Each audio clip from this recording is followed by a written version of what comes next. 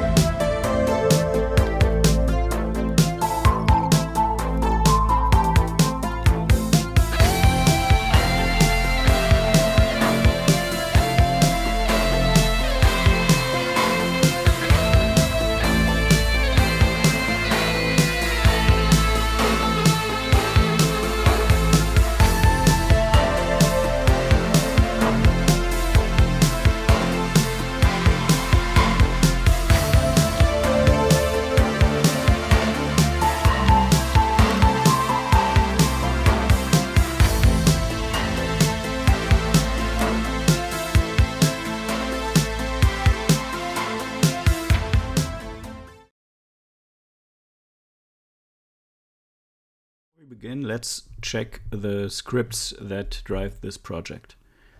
The goal here is to have a Raspberry Pi showing the current amount of subscribers. And whenever a new subscriber comes along, we want to A, update the subscriber counter, and B, play a cheer wave sound. So in order to do this, we have to copy some files, which you can see here in this folder. Ignore the old folder, that's just some old stuff I was working on during this project. We have 4 files. We have bg.jpg, which is the background image we want to show on the counter. We have cheer.wave, which is the sound file we want to play. We have jQuery, which is a JavaScript library which we will be using for various requests to the YouTube and Google API. And we have index.html, which is where all the magic happens, so to say. This script was originally done by another YouTuber by the name of NerdForge in 2017.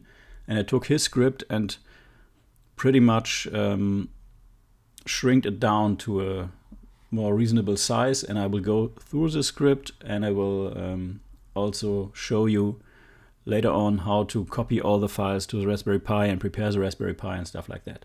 So I already opened the index.html file in the background, as you can see, and I will quickly get you through this.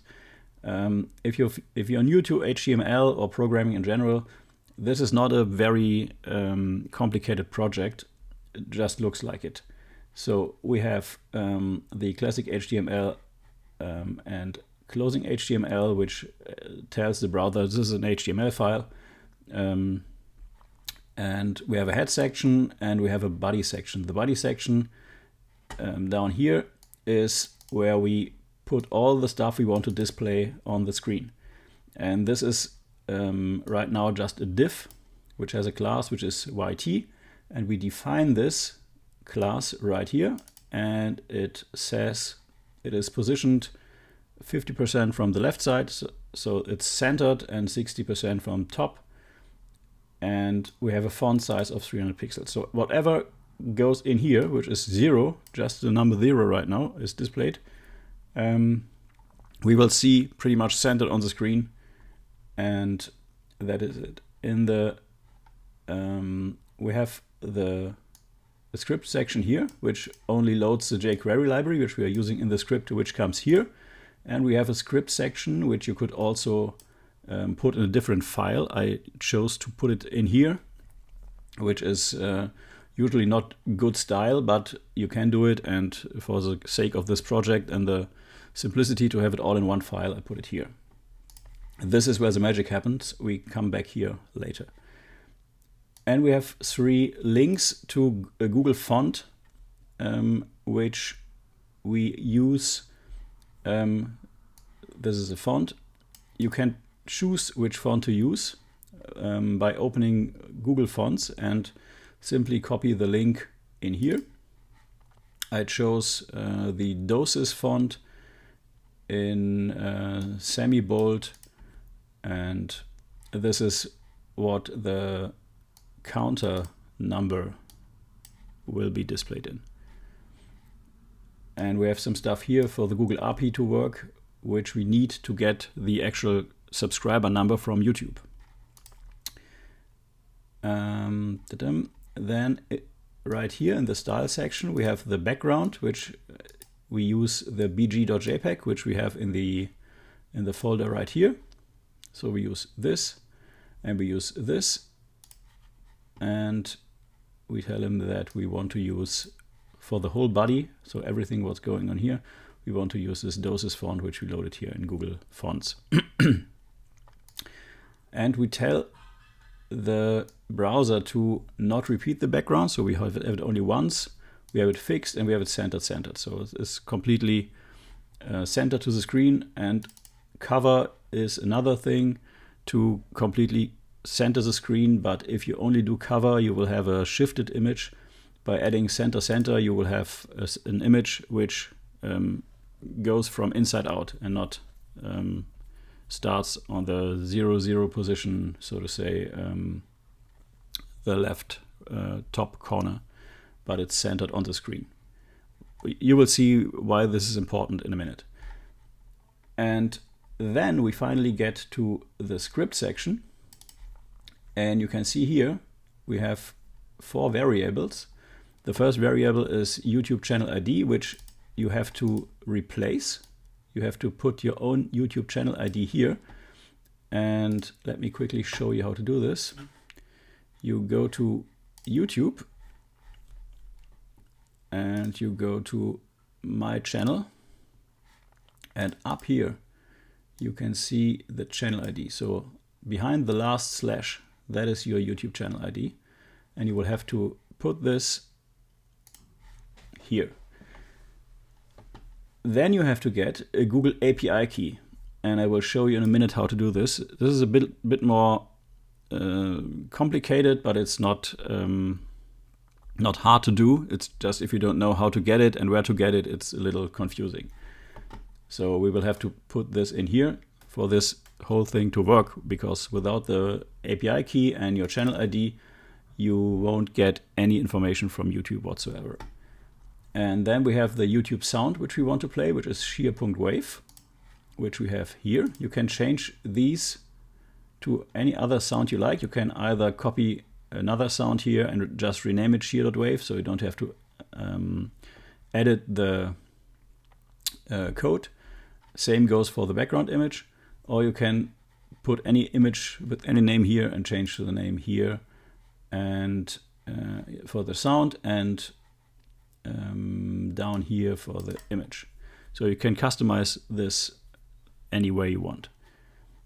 Then we have the current YouTube counter, which is 0 in our case. And now comes some JavaScript code, and I will get a little bit into detail here, but not too much.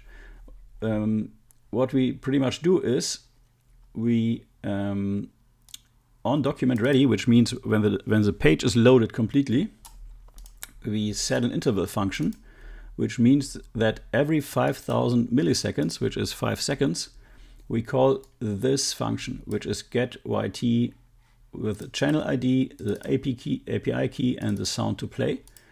And this is a function we call. So we go and do an AJAX call, which is nothing else than a background call to the Google API, which you can see here. So we are going to be calling this API, and we tell it to, we transfer some data. We tell him what to do. We say we want the statistics, and we send our channel ID and our key, and we tell it to get us something back in JSON, which is the JavaScript data format. And we send the query. So we send this via the internet to the Google API, and we check if it gets back. We check if the new statistics subscriber counter, which is this right here, the message is what we get back. And we choose item number 0, which is just straightforward, the first thing in the queue. And we look, and this is how we get the subscriber counter. And if this is bigger than our current counter, which is 0, which should pretty much be right all the time, at least on startup. Okay, so if the new counter, which we get from YouTube every 5 seconds, is larger than our current YouTube subscriber counter, then use this sound and play it. And this sound is the sound we put in over here, which is the YouTube sound, which is shear.wave. Then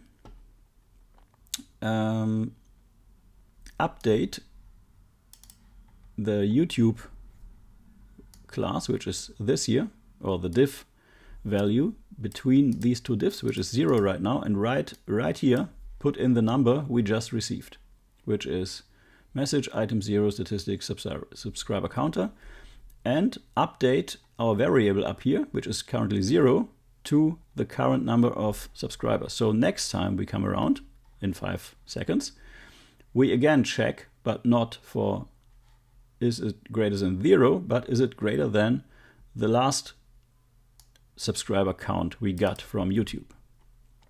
So this is pretty much all there is. There's a script which we have to put on the, it's not a script, it's an HTML page. And because it's an HTML page, it will be displayed inside a browser, and we will display it inside a Chromium browser.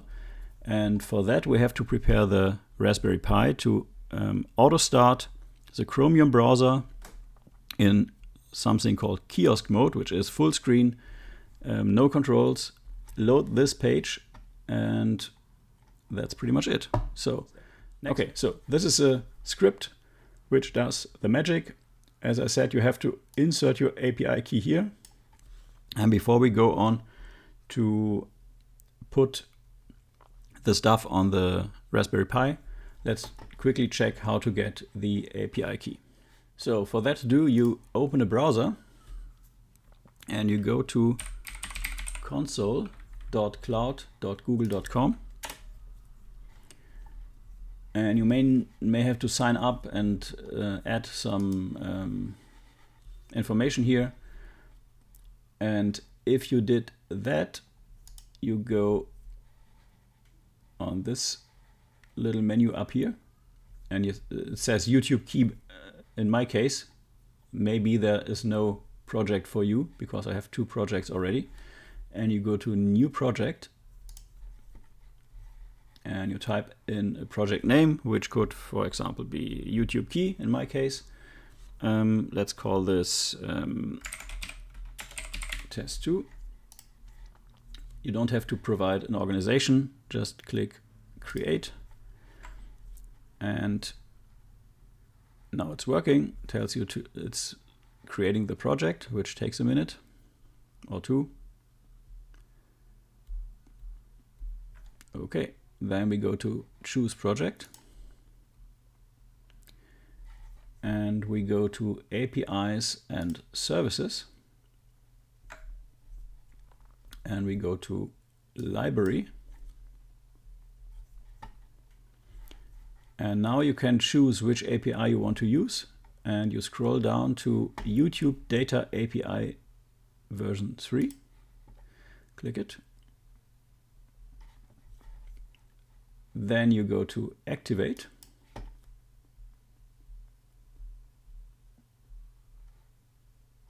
And that takes a moment.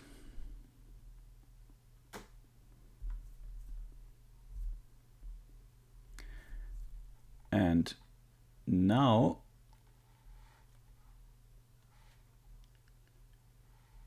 you click on create login data. You tell him which API to use, which is YouTube Data API version 3. We are just using openly available data, so we select public data. Ready. So we go to this point over here. I guess it's login data or something like this. We say API key, and here is the key. And this key we can copy by clicking here. And then we go back to our script right here and put it in here. Save. And now our counter is ready. And if I go to the counter page, which is this right here, this is the index.html, I click reload, takes a minute, or at least 5 seconds. And there you go. I currently have 208 subscribers. I hope to get a lot more in the future, but that's how it is now. And the script works. Good. So this is how you get your Google API key. Make sure not to show this to anyone, like I just did. I will delete this right away so that no one can use it anymore. It was just for demonstration purposes. And you will see that it now doesn't work anymore. Won't update even if there would be more subscribers. And yeah, that is how you get the Google API key. And so you are set up locally, at least, if you do this on your PC or your Mac. And now we have to prepare the Raspberry Pi and transfer the files over, and away we go. To get Raspberry Pi onto an SD card or USB stick, you have to head over to raspberrypi.org, up here.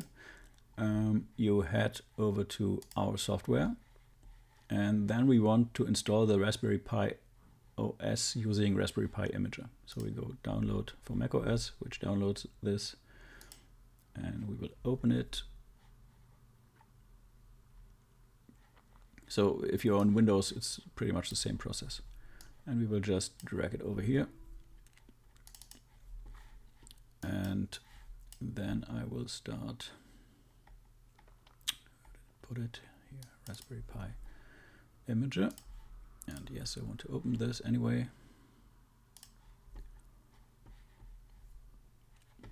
And we choose the Raspberry Pi OS first. And then we choose where to put it. And I will put this on a USB stick, since I have a Raspberry Pi which already has the newest firmware which allows to boot from USB. But you can also select your SD card here, insert it first into the machine, and then I go to write. And it tells me that all data will be lost. Yes, I'm willing to get that. And away we go.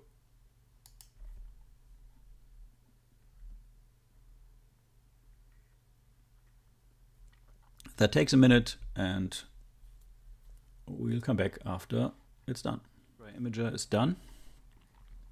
So the RasPi Imager is done writing the file. I'm not going to verify it. You can just click cancel verification or whatever it says in English. And then it should eject the SD card or USB drive. You take this and put it in your Raspberry Pi and start it up. And we'll switch to the Raspberry Pi now. So I started up the Raspberry Pi and should find the USB stick, and it did. There's a rainbow.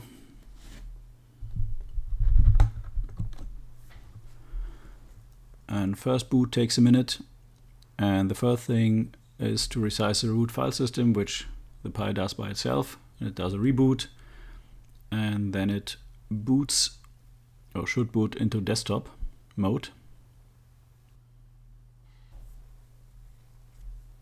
And then you should get this screen. And I'm selecting German, but use English language. And setting up the location.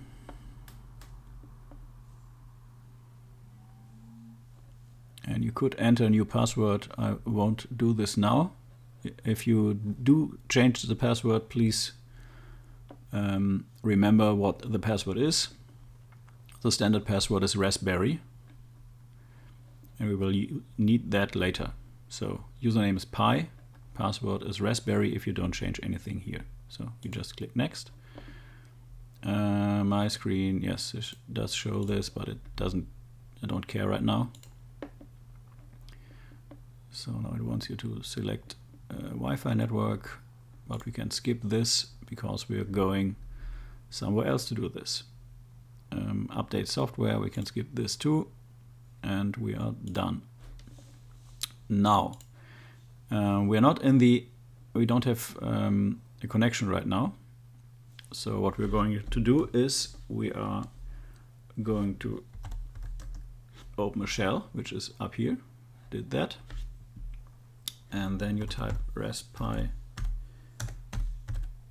config. Oh no, that's wrong. Okay, that wasn't a smart move. I did tell it to use the English language, but it does also use the English keyboard. I have a German keyboard, so all the keys are on a different place. And you go to localization options, because you need that to Wi-Fi to work. You go to WLAN country set, or WLAN country set, and you select your country, which is in my case Germany. You select yours. Okay. Then you go to system options and wireless LAN, and my SSID is Arschclown, which means ass clown in English. And you type your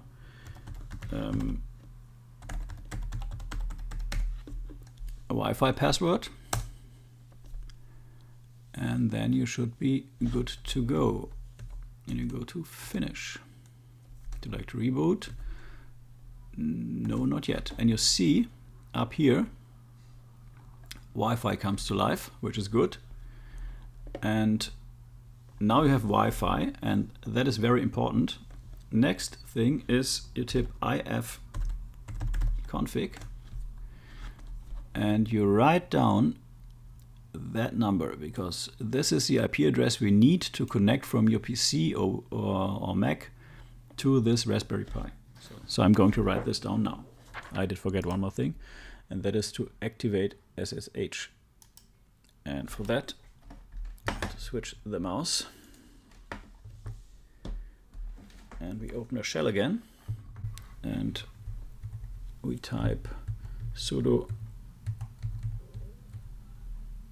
it's gone RasPi config, and we go to interface options, and we go to SSH, and we say enable yes, and that will enable the SSH server. And now we're good to go to connect from the PC. So leave the Pi running, because if you shut it down, there's no way to connect to the Pi, obviously. It has to be on. Back on the Mac, I'm using FileZilla, and we go to Server Manager, New Server, and we choose the SFTP SSH file transfer protocol. The server is the IP address you just wrote down, which in my case is this. We tell it it's Pi user and Raspberry the password. If you change the password on first boot of the Pi, you should type in your password here, and you click connect.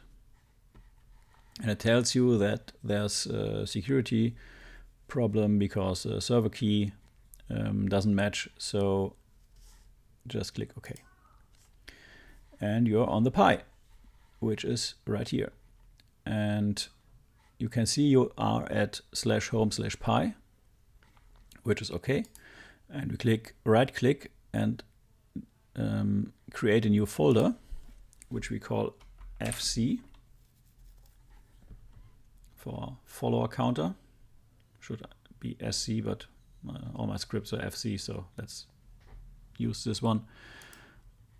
And you created a new folder right here. Go into this folder. You are at home Pi FC now. And then you have to copy the files over from the zip file you downloaded from my website, which contains the index HTML and stuff like that, background and sound. The Pi, and I will quickly go to my desktop, and there's the folder counter, and we will copy over the jQuery, the index, the cheer, and the background into the home Pi FC folder. Takes only a second. So files are over, and now we don't need the Mac or the PC anymore, and we are going over to the Pi again. So back on the Pi, we're going to get out of here. And first thing to do with all new installations of Raspberry Pi OS is to update the files, the complete system. So we're doing the apt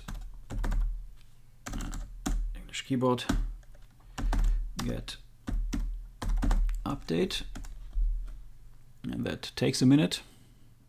And you have to do this in order to get the Apache web server we install now to work. So we do sudo apt get install Apache 2. And this does install the Apache web server. You say yes right here. And it should install and start the Apache web server, and also put a daemon process in the background so that the Apache always starts when the Pi starts. And the Apache web server is used for our website, so that we have a proper place to host our site. Okay, that looks good. Let's check if it's really here. And for that we open the Chromium browser, which is the globe up here, which might take a minute. And we go to HTTP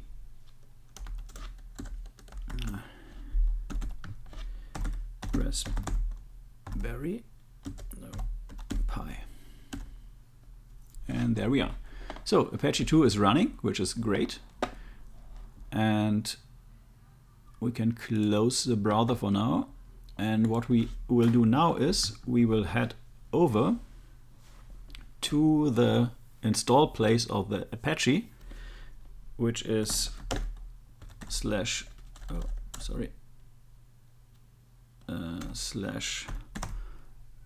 var slash www, and you can see there's only one folder, which is HTML.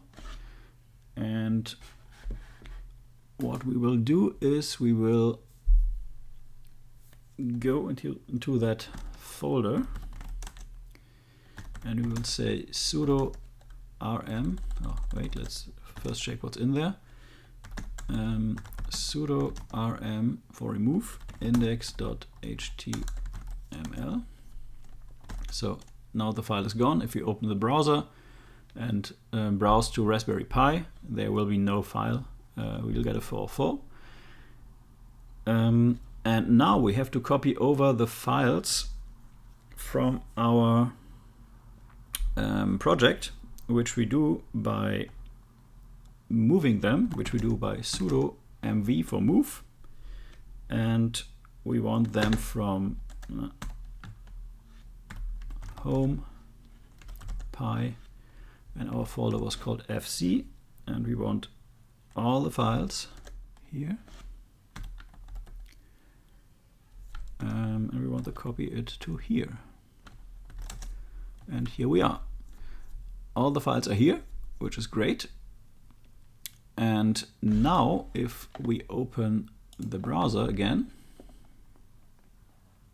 and we go to, you can just type Raspberry Pi, you can see we have our counter, and good, actually.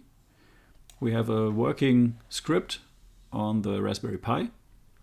So now we have to take care that the Raspberry Pi starts into Chromium and starts in full screen. And for that we have to do some more scripting. So we open the shell again, and now we have to edit the auto start file.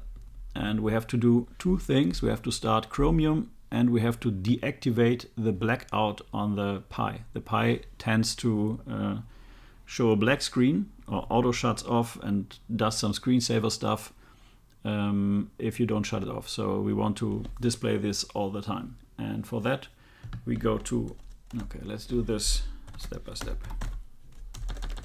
/etc. Okay, here we are.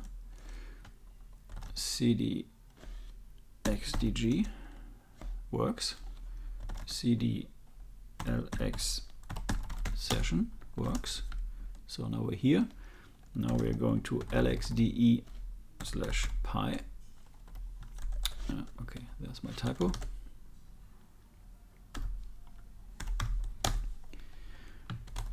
And here we have a file called autostart. And what we do is we edit this file, sudo nano. Nano is the text editor, standard text editor on Raspberry Pi, or any Linux-based system, I guess. And we tell it that we want to edit autostart. And it opens this one. We leave those 3 lines alone, but we will add some stuff to it. And that so you type add x set as off. You type x set minus dpms. You type x set as no blank, which switches off the blanking. And you type add chromium. See this is typed right. Chromium minus browser, no space between, minus minus incognito, minus minus kiosk, minus minus start minus full screen,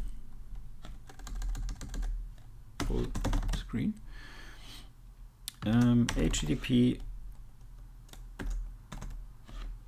Raspberry Pi, and you save by hitting Ctrl X and Y and enter, and you say reboot, and that should start the Raspberry Pi and boot directly into Chromium full screen. Let's see if this works.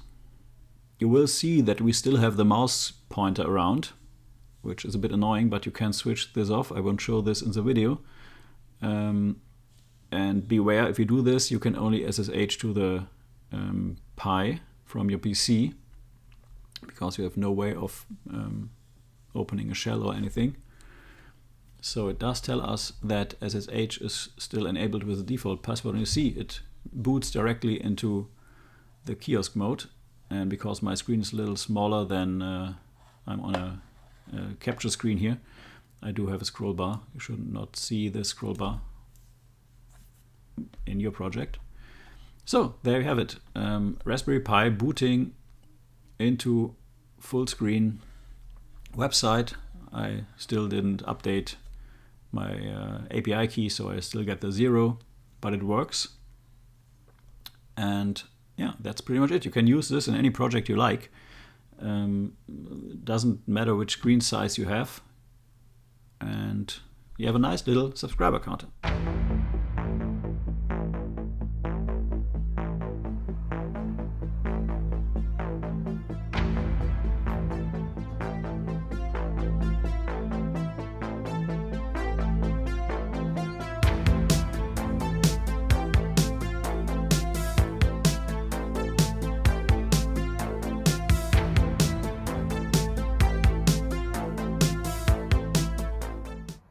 This is Retro is your new black.